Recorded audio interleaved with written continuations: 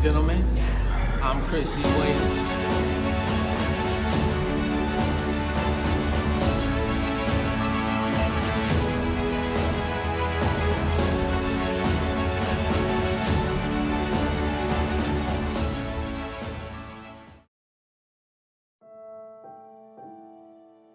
Gentlemen, how you doing?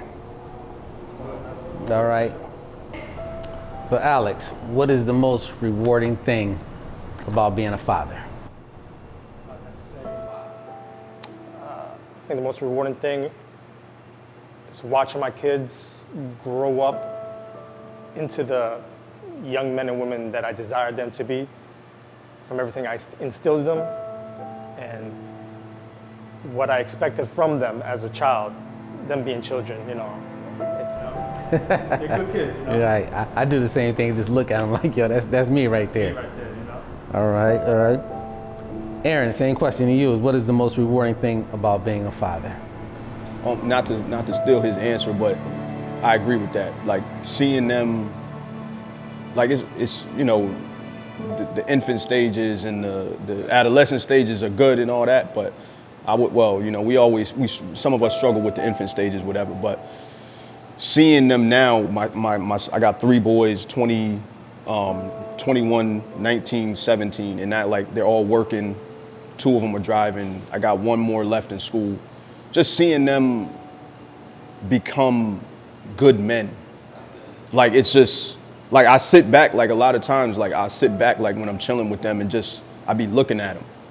And they just, like, look at me and they're like, what? And I'm like, you know, like, nothing. Because they wouldn't understand. Like, I'm so proud of them. Like, it's just, it blows my mind. Right. Because so many, like, I got, you know, a lot of friends that they, you know, they kids, they didn't come up that well. You know what I mean? And it's like they, you know, they into trouble and all that kind of stuff, like, you know, but my kids is, you know, they doing things different. I'm proud of that. You're doing this with no guide. No guide. It's like you said, you didn't have that growing up. So you're learning to give expectations as you go. Okay. All right, so I'm gonna give you this one now, Alex. So do you put high expectations on your kids? Do you expect a certain level of, I don't know if I want to call it expertise, do you just put a level of expectations on them? Yeah, to an extent, I do, because I expect a lot from them, and they have more in their life than I had in mine. So they have somebody showing them the way, you know, making that path, that journey, giving them guidance. So I didn't have that growing up. So they have me. So my expectation for them is a lot more than what was for me when I was a child. So they don't have any excuses.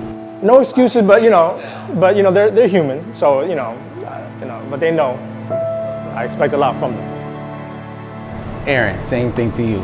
Do you put high expectations on your kids? And if so, do you find it hard to communicate that? Yeah, I mean, I have high expectations. I try not to put too much pressure on them. And I definitely don't have a hard time communicating it. Me and my kids, me and my sons have a fantastic rapport.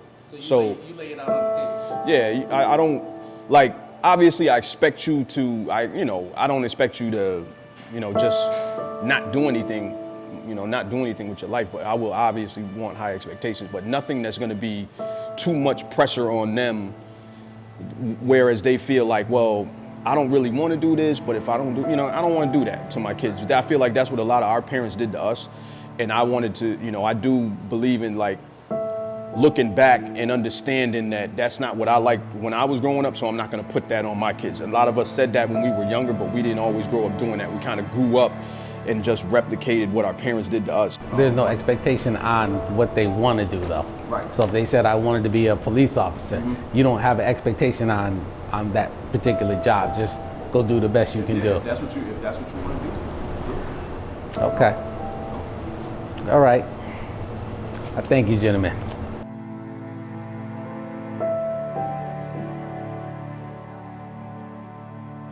All right, I just want to thank Chris for putting this docuseries together.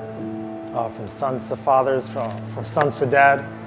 You know, it's an honor being asked to give my input on what it was like being a child and growing up into a father.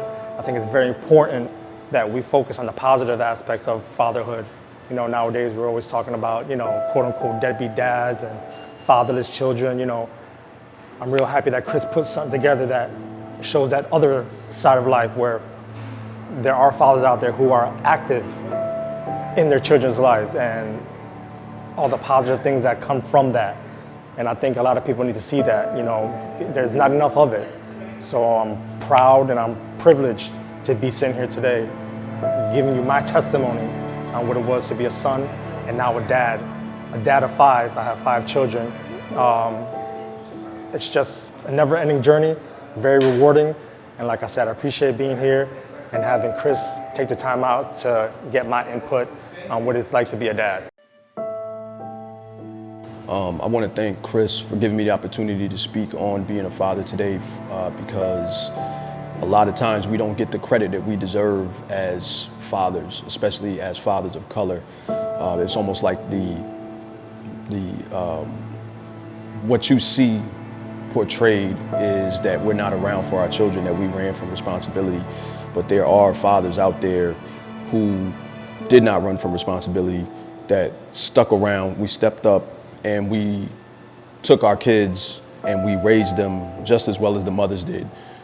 But the consensus is that it's, you know, it's a mother's world. Mother's Day is huge. Father's Day is kind of like a little cookout type of thing. But we didn't worry about that. We didn't run from responsibility. We stepped up. It gets overlooked a lot. And I'm glad that we're able to focus on what dads are doing also, and not just what mothers are doing. Now, there's nothing wrong with that. Mothers are phenomenal too. But for us, we get overlooked a lot. So this was an opportunity for us to step up, talk about how we feel, the struggles that we have, the things that we fear, the things that we're dealing with. Because a lot of times we're looked at as the providers and these men that we don't have feelings, we don't have fears, we don't have stuff like that. So it gives us a good chance to speak about those things and get them out the way. And at the same time, it shows that not everybody runs away from the responsibility. A lot of us step up and we raise our children hoping that they're going to grow up to be the same as we did.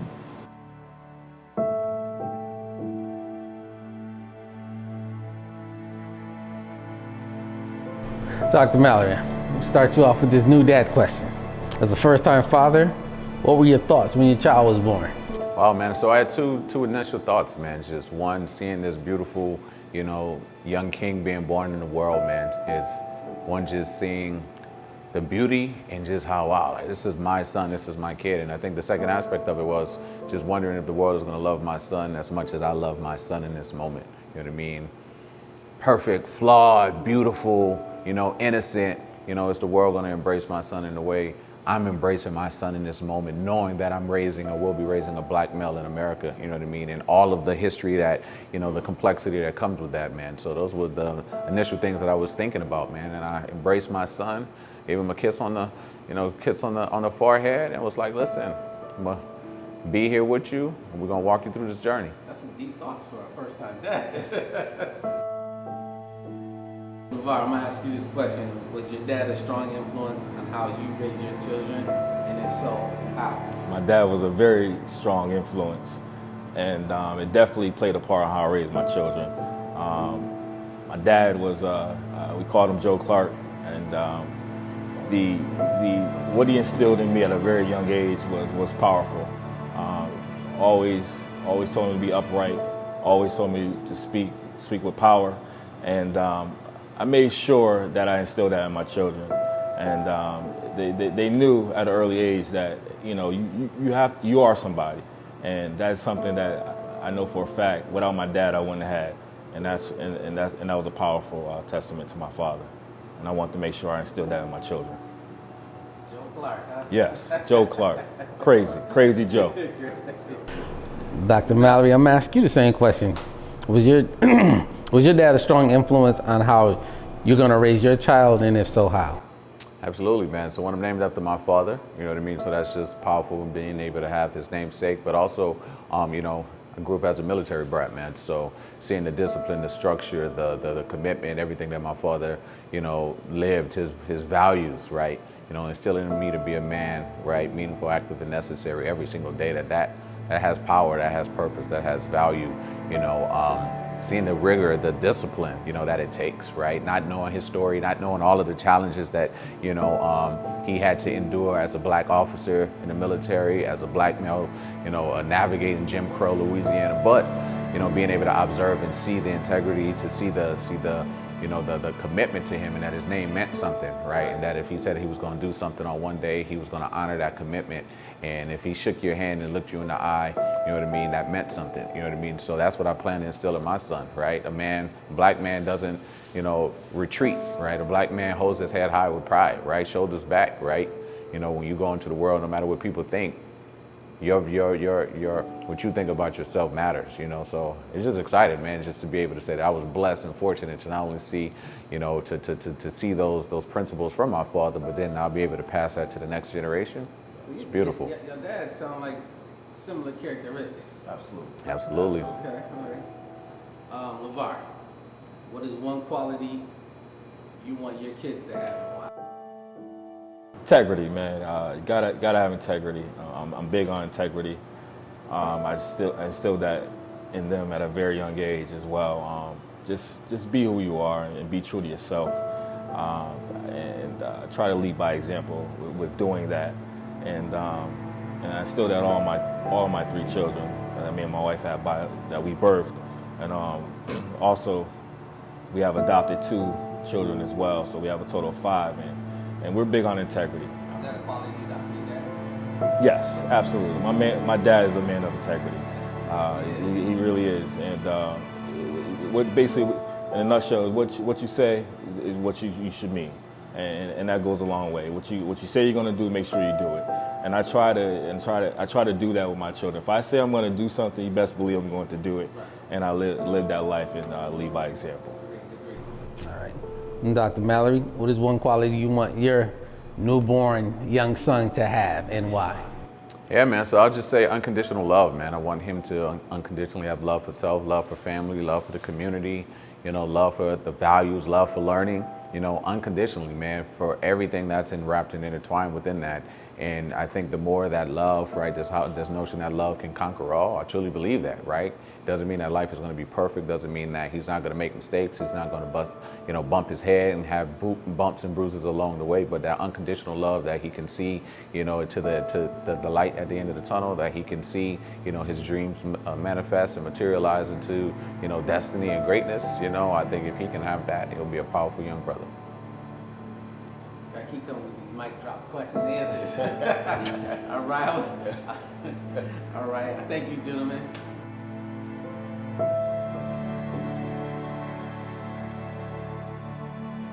Yeah, I want to thank Chris for inviting me on what it means to me to be a father. Coming from sons to dads really meant a lot, because kind of get to in perspective, our perspective on being a black dad and what it meant to us to raise our children. Learned a lot growing up from not only my father, but other fathers in community. And I also want to thank Big Will Williams for, we were at the Dunbar Community Center, just growing up there, really instilling in us being a man, being someone that has to be on time, show up for practice, go through your regiment, and making sure not only what was taught at home, but as you went to the community centers, you learned something as well. So all of that, being around the community, being around black excellence, really taught me and it molded me to be a son, and also now a grown, full dad. And I'm proud to be a dad, a black African-American dad. And I want my children and all of the children in the city of Springfield and the surrounding areas to be proud of who you are. Thank you, Chris. So I want to thank Chris just for this opportunity to be able to share, just intellectual gems and just beautiful things about what it means to go from a son to now be a father, in this world. I want to thank him for his vision. I want to thank him for, bringing and assembling together, a collective of young brothers who are all in the good fight, trying to do the right thing, raising our kids the right way, being, meaningful, active, and necessary. And, as we continue to, share best practices, right? Why keep all of the insight that we have to ourselves, right? The way that we can build better families, build better communities is by being able to share the resources, share the knowledge, share the information, with each other. So Chris, I want to thank you for your insight, for your vision, for your passion, brother. Just know that anytime that you have projects like this, I'm a phone call away, and we're going to continue to make magic together, right? Because together we rise, brother. I want to thank everyone for checking out from Sons of Dads. I want to thank all my participants. I want to thank the director, Stephen STIX, JOSEY, for believing in me and taking on this project along with me. I want to thank my cameraman, Kendall, Tooch, Zach. I want to thank all you guys. But I got something for you guys. You guys know I do a podcast, and my hosts, we're in all 3 different states. So today, I got something special for you guys.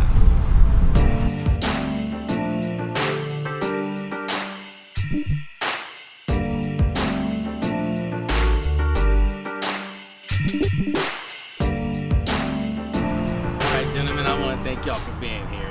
This is kind of dope right here because you guys are also my podcast co-hosts, and we're in different states. So to have us all together and doing from Sons of Dads, this is a dope moment for us. Indeed, definitely appreciate you. Abdur, I'm gonna start with you.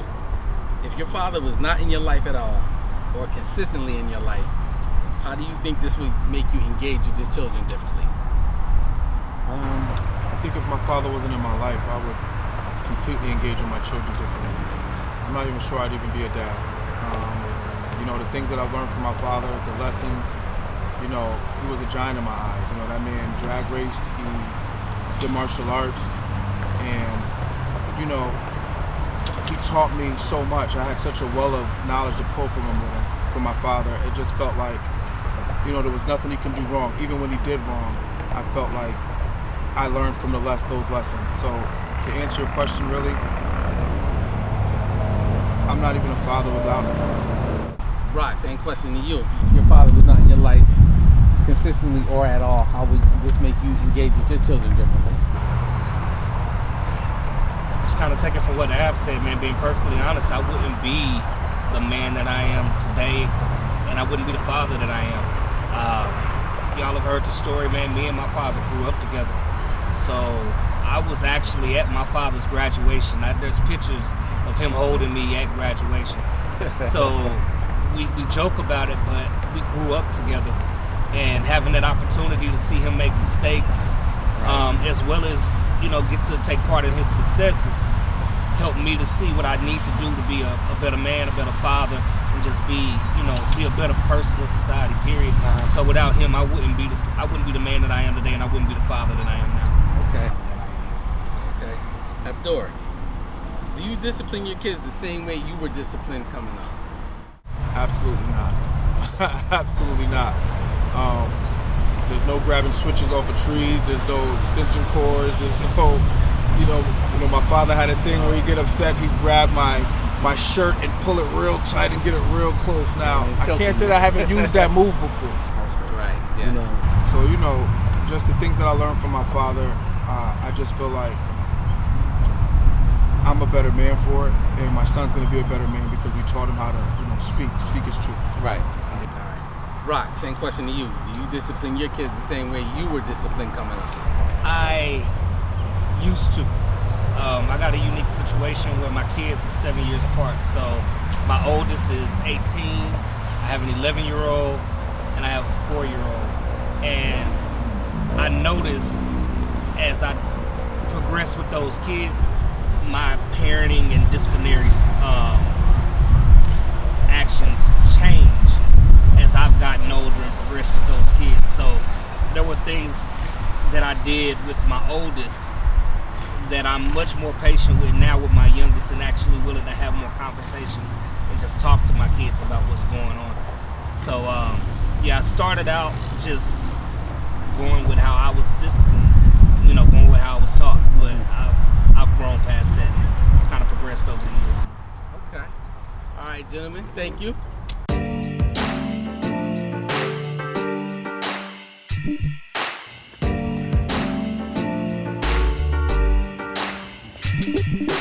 With the teams with the cream in the chateau, then me and the bankroll the cash flow. Always on road, we the cream of the crop.